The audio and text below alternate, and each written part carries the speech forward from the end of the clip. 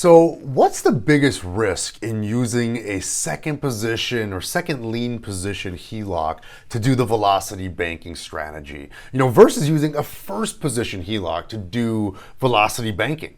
What are the chances that they freeze or close down either of these two Helocs while you're trying to pay down your mortgage? Let's talk about that in today's training.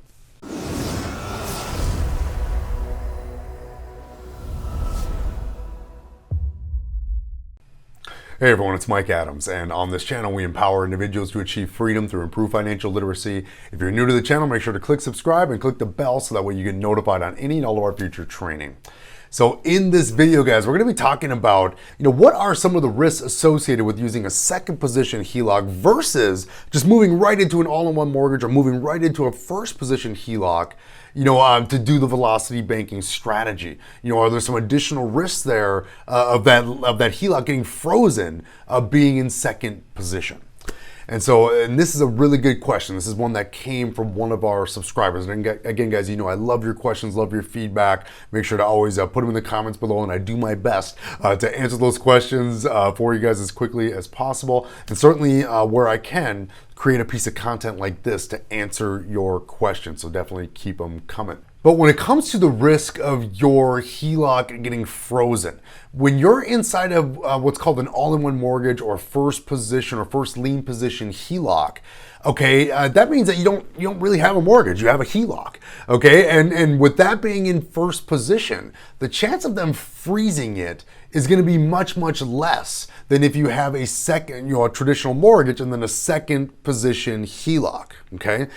Now, so the chances are less, right? But does that mean that they could still freeze it? Yes. At any time, a Heloc could be frozen as far as you being able to use it.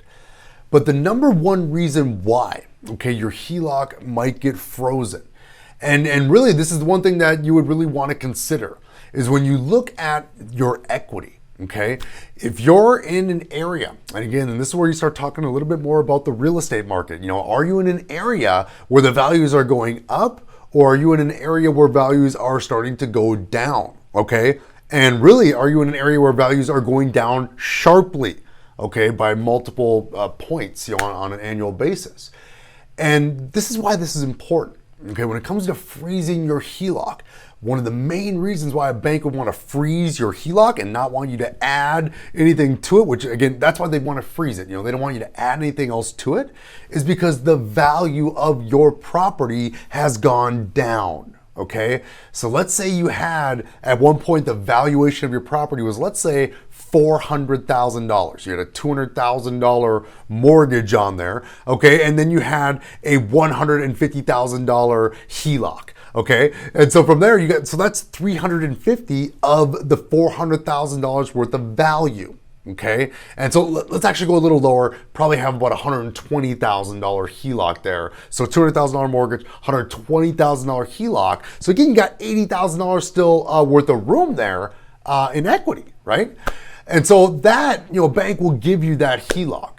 But let's say there's a sharp turn in the market, and for whatever reason, the value of your property, let's just say, within a very short period of time, goes down by 25%.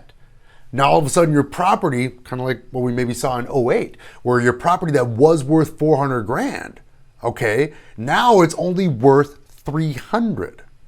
Okay, you have a $200,000 mortgage sitting on it, and potentially 120 lent out on this Heloc. You're at 320. You're potentially upside down.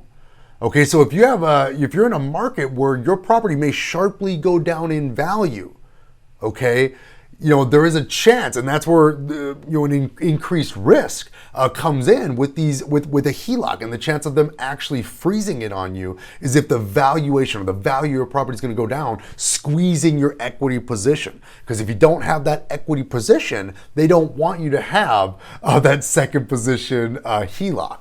They're not going to want you to have that additional leverage against the property.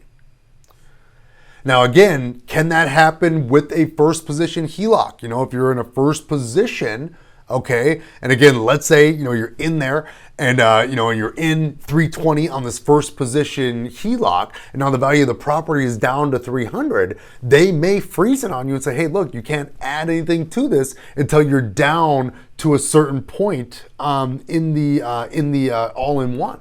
And once you're there, then you could start using it revolving again. But again, if you're in a market where your value could potentially go down sharply, and in times where values could go down sharply, that's where there is an increased risk that you could get your Heloc frozen, okay?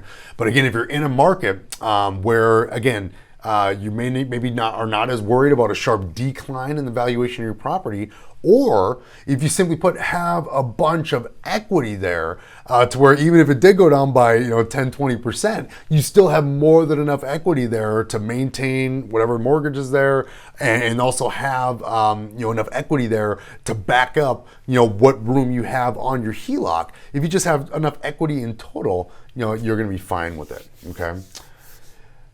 So that's where you're going to see some increased risk. I mean, again, think about that and keep your ear to the street. And if you're not up to speed on the real estate market, get one of your realtor friends on the phone, find one on your social media feed, jump on your LinkedIn, find a realtor, and learn more about your particular real estate market. And that could be a factor in deciding if you want to get a second position Heloc or first position Heloc to try to pay down the mortgage faster. Again, both of those tools are secured by equity in the property, okay? And again, so if you're in a market like that, again, those tools, again, are fantastic and they work, but again, there are other tools, maybe an unsecured line of credit where you can get favorable terms that might be a better tool to use if, okay, that factor comes into play in your particular real estate market. Okay. So again, hopefully you guys found value in that message, guys. If you did, give it a comment, give it a like below. I'll see you guys in the next video.